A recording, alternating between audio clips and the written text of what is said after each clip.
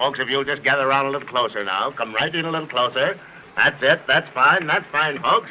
En el radar la posibilidad, ahorita que nos fascinan las megapeleas y que enfrentar a los supercampeones, ¿existe una posibilidad de una pelea con Terrence Crawford? No. ¿No? Es así, de plano no. Sí, no existe. Es que hay mucho dinero, va a haber gente que la quiere. Basically translated, Canelo will not be fighting Terrence Crawford. He was asked if he'd fight Bud. He said no. There is zero chance that he will fight Terrence Crawford. He says he has nothing to gain and everything to lose. If he beats Crawford, everybody will say he was too small. The interview was conducted by Box Azteca. Well, perhaps they would say that, I'm not going to lie. But equally, if he fights Jamal Charlo, they're going to say Charlo isn't good enough. Now, what's the argument? Is the talent gap between Canelo and Charlo more of an issue for the fans than the weight gap between Bud and Canelo? But if Canelo's saying he's going to fight an American, Benavidez was born in America, but I'm assuming he means an American who doesn't have a nickname like the Mexican Monster. So is Jamal Charlo a frontrunner if Terrence Crawford and Benavidez and Munguia have been eliminated? Why is it taking so long for Canelo to announce his opponent? Is Al Heyman having issues? The PBC having issues with the logistics, the financial logistics? Paying him that 35 million guarantee. It's not exactly chicken change, is it? When was the Charlo fight? Was it September 2023? 5 months ago, and he still hasn't announced an opponent. Why the delay? It's not like he doesn't have a line of willing dance partners who would just say yes automatically as soon as their names are called. They've been lining up for that. So why the delay announcing an opponent? Are Canelo and the PBC having issues about a guarantee that he's contractually obligated to? Or is Canelo just very cautious about who he fights at this stage of his career and he's looking to do a bit of cherry picking? You know, let's face it, if he's as great as a lot of people claim he is, wouldn't he be trying to get some get back against Dimitri Bivol? So, Josh Taylor is from Scotland, Edinburgh. Jack Catterall is from Chorley, which is near Manchester. I know a lot of people outside of the M25 are going to want my guts for God is probably saying I got the geographical locations incorrect, but it is what it is, my man. Yeah. Catterall versus Taylor is being held in Leeds, when neither of them is from Leeds. But I found out they're holding it in Leeds because that's the neutral territory. But is it though? I mean, Leeds is 60 miles away from Chorley, but 220 miles away from Edinburgh. But that's the neutral location they decided on. But regardless, the Scots are going to make their way over here. I think this is going to be a vociferously supported fight. It's going to be bad blood. And I believe Jack Catterall, although the obvious assessment is that he has the beating of Josh Taylor potentially, he needs to show more dog, a bit more spite in his work to try and ensure victory. But then again, Josh Taylor might be so shot looking at that performance in the first fight and then the Teofimo Lopez performance that metaphorically he's a dead man walking. Just a little snippet from Marcellus Wilder's Instagram. Wilder World 2. It all makes sense now. All of them years, God had me wait just to see the clear of dark picture behind my back. For 7 years, my supposed to-be brother has put me through sick, evil, disloyalty. All this wicked treatment, all because he's been fucking my ex-girl and still fucking my ex-bitter hoes. I'll stop it there, yeah? Now, Marcellus is going at Deontay because, you know, he's got a history of banging Marcellus's women. But here's the thing. He didn't say anything about these girls being the mother of his children or his wife. He himself referred to them as bitter hoes. So if she's sleeping with your friends, siblings, behind your back, she was never your woman anyway. He himself referred to them as hoes. He probably knew what these women were like before Deontay slept with them. But people lie to themselves, don't they? Red flag. Maybe because she's hot. Maybe because she had him tootsie whipped. It is what it is. People lie to themselves. And no, I'm not going to start saying how fuckery Deontay Wilder is, because it's not good what he's doing, but blood is thicker than water, yeah? I don't care if you've got a child for that woman. If she's doing what Marcellus is accusing her of, she's not your woman. Move on. Move on. Let's move on, because it's time to move on. And we're in an era where people think that social media and internet is confession. It's not confession. You don't have to bring all your shit to the internet. You don't have to do that. You know, have it out with Deontay, or stop fucking with the... And certainly you don't fuck with them women no more. No way. There's too many women out there to be preoccupied with women who Marcellus himself referred to as bitter hoes. Move on. Now, some people are going to disagree. Now, some of the lames, you're going to be like, who hurt you, Beats? Who hurt you? Well, we all speak through our experiences, and I'm no different. My advice is heal yourself and don't agonize on people who are not worth it. Because the bottom line is, Deontay can still offer Marcellus way more with his accomplishments and standing than them bitter hoes, as Marcellus referred them as, could ever offer him. She'll have your ass cooking dinner while she's letting every in the hood run up in her. Mauricio Suleiman revealed video replays will be available ahead of Tyson Fury's showdown against Alexander Usyk for the undisputed heavyweight title. Video replays will be available. We have the video technology for the big fights this year to avoid controversy. He says they started using this technology 12 years ago in Japan, Canada, Mexico, Europe, the United States, and every other major territory. They used it with the British Boxing Board controlled twice, and in the last fight between Tyson Fury and Francis Ngannou, where Fury was cut. The referee did not see the source of the cut, and in the giant screening we saw it was a headbutt, so we instantly ruled it as a headbutt. We must have instant replay, especially in fights like this, because the last thing you want is controversy that kills the sport. We will fight very hard to have instant replays for Tyson Fury versus Alexander Usyk, and in all major fights moving forward. We have to use the technology that is available and make the best of it. I think for headbutts, it serves a purpose to see if it was a punch or butt. But let's use an example. The borderline body shot from Daniel Dubois, where Alexander Usyk seemed to make a meal of him being hit low. Well, if you start using the technology for that, it would be very unsatisfactory, because if you look at the reaction to that punch post-fight, it's divided by a lot of people in the industry who thought it was a legal blow, and another section of people in the industry who thought it was illegal. How long would they potentially pause a fight to use this technology in a similar example to what I just used? It's a little different slowing down games like American football and British football, or proper football should I say, than it is taking timeouts in boxing for prolonged periods, rendering decisions that are still going to be unsatisfactory. It's easier to see if it was a head clash on a slow motion replay than to see if a borderline punch was legal or illegal. But you know, the WBC, forever, ever, an opportunity to turn up like they're doing something good. They'll always be there.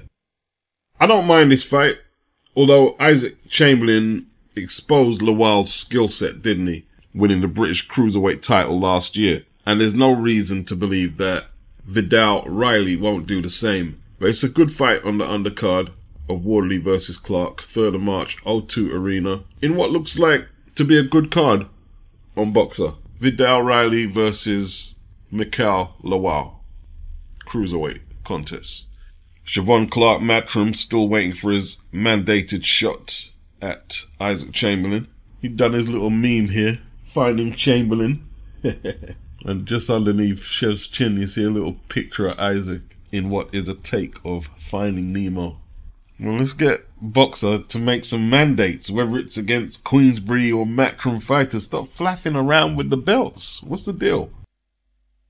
JOJO DIAZ decelerating into gatekeeper trial horse status, maybe quicker than he would have liked to at 31 years of age. He is now 33, 5-1, 15 inside the distance, former IBF champion at super featherweight. He was outpointed by Jesus Campos 25-5-0, 26 years of age, from Mexico. Campos just had too much volume, too much accuracy, with the sharper puncher. And JoJo still has a good chin, still tough, just doesn't have the speed, I may say the ambition, to compete at a high level. He threw his opponent to the ground in frustration, a move in which I believe he should have been flung out, but they took a point off. There were some really good exchanges in there, in the pocket. The CompuBox is trying to tell us that JoJo was landing more punches, when the hand speed gap and the volume of punches was evident. And that right to the body that Campos was throwing landed every single round, literally, multiple times. I don't see how Campos, who was using JoJo's head as a speedball at times, you know what I mean? And I'm not saying every punch was connecting, but neither were JoJo's. I don't see how someone who's using your head as a speedball equates to you outscoring them. I think this was supposed to be a layup for JoJo to get him back on his feet, but JoJo, you know, being a former world champion, he's got to ask himself some hard questions, I guess. A lot of weekday cards recently. Tio Fimo Lopez fought on a weekday because of the Super Bowl the other week. And the DIAZ Campos fight was on Thursday gone. It's now Friday. And SHAQUIE Foster takes on Abraham Nova, defending his sanctioning belt 130 title. And basically, because Tyson Fury was supposed to fight Alexander Usyk today, but he called off with the cut eye, these two cards had to be rescheduled for a weekday. And that's why this week we're having the 3 cards on the weekday. The SHAQUIE Foster fight is on Top Rank, a fight that most say SHAQUIE should win. They're saying he should beat Nova and retain his 130-pound title for one of the sanctioning bodies. Well, I'll go with what I'm hearing. He's the favourite to win. But let's not discount that battle he had last time on DAZN with Hernandez. That's just the type of fight, win, lose or draw, where you could possibly leave your soul in the ring, and next time you enter the ring, you're just an empty vessel. But he's a quality fighter. He dug deep against Hernandez, and he needed to because the fix was in. He was on enemy territory in Cancun on DAZN. He was down on 2 of the scorecards, and that is very disputable. And he pulled out that stoppage in the 12th round in maybe the fight of the year. Zefanathi Nonshinga, 12-1, 9 inside the distance, black South African, lost his IBF title to the unfancied Adrian Curiel. This was a light flyweight contest. Curiel, only 5 stoppages in 24 wins, 4 losses, 1 draw. Found a huge punch to knock out Nonshinga in Monte Carlo on a Matchroom card last year. Now, Nonshinga is taking his fight 4 months after what was quite a bad knockout defeat. Does he have enough time to turn this around? Psychologically, maybe as much as physically. Well, we'll see. We'll see. The rematch, this takes place in Mexico today. Mauricio Lara is on the undercard. He takes on Daniel Lugo. The rest of the card I am admittedly not familiar with. There's going to be open scoring on this card. Open scoring. After 4 rounds, the scores will be announced. And after 8, the same again. What's your take on open scoring? Let me know. Boxing Social say Eddie Hearn gives major update on Conor Benn appeal with British Boxing Board of Control. So Eddie Hearn, speaking to TalkSport, has informed the station that the British Boxing Board of Control have made the appeal and the decision is now being made. His exact words, "We've dealt with the appeal and the decision will be pending on that. And we hope the decision will be positive for us after what is now nearly 2 years since the first tests we took." Now, a lot of people have called out Conor. Errol Spence, Adrian Broner, Danny Garcia, Gervonta Davis has been made a huge offer, which I hear he's going to reject. And once they get the decision, and if it's favourable to Conor, obviously Matchroom are going to be looking to make his next fight in the UK. You know, it's only 3 fights for Ben since 2021. Obviously, after destroying Chris Van Heerden, April 2022, he was sidelined for must be a year and a half when he took on Orozco, September 2023. And early this month, he outpointed Peter Dobson. Both fights took place in America. I think a lot of people have been very overcritical on Conor's performances, and deservedly so, because you're only as good as your last fight. I think it would be fair to say he's been at his lowest points of his life. And, you know, a lot of people are saying, oh, there's no power because he's not ingesting clofamine or eggs. They're entitled to their opinion.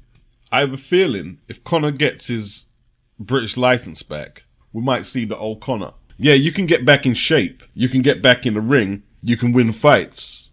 But that doesn't mean he's 100% mentally where he needs to be. And the mental, as we all know, is key for boxers. This is what they tell us. This ain't me saying it. This is what they tell us. And I think he's been fighting himself more than he's been fighting the opponents they put in front of him.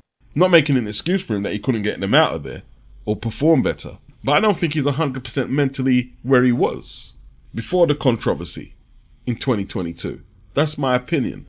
He's always protested his innocence, and here's me telling you, I don't know if he's guilty or not. That's my take on it. Yeah? I'm not saying he's clean. I'm not saying he's dirty, but he's always protested his innocence. And for him to get back his British license, I think will make a big difference to how he approaches training and fights upstairs. I really do. He's already done damage control with TalkSport and had a very cordial discussion with who's become very influential in Simon Jordan. Once he gets his license back, we could see the old Conor back. Until he can get his license back and tell everybody, look, I'm exonerated, whether you believe that or not, he won't feel good about himself. And if he does get that license back, I don't think they should go straight into a big fight. If they get the license back to fight in Britain, take one more, quotation mark, tune-up, the most dangerous word in boxing, that, and see how he climatizes when he's back in London in front of a big crowd, and then go for the big fight. The news sounds promising. You know, the board have made the appeal. It took them a long time to appeal. They did drag their heels, obviously, because they want to teach Eddie and Conor a lesson because of the transgressions that's gone between them in the last couple of years. And what are they going to do, the board, if they win the appeal? How long are you going to ban him for? What's the likelihood they will win the appeal when the National Anti-Doping Panel, the same organisation who cleared Conor to fight in the UK, are the same ones who are going to deal with their appeal? What are they going to find differently in the board's favour this time around? You know, the WBC have cleared Conor. The National Anti-Doping Panel lifted his suspension. The American Boxing Commission, they asked the board before he had the fight last year in America, is he cleared to fight? And they said yes. They said yes. They're appealing against Conor not to be able to fight in the UK, but yet they're giving Conor permission to fight in America when they know he's cleared to fight. So let me not get too animated. It's time to let the guy get on with his career, surely. And listen, I know how this game works. Recently, Eddie has promised not to talk about the Chris Eubank fight. I'm not going to talk about it anymore. But as soon as Conor gets licensed, you know what's going to happen. You know, let's put two and two together. Why is Chris not committing to take any other fights?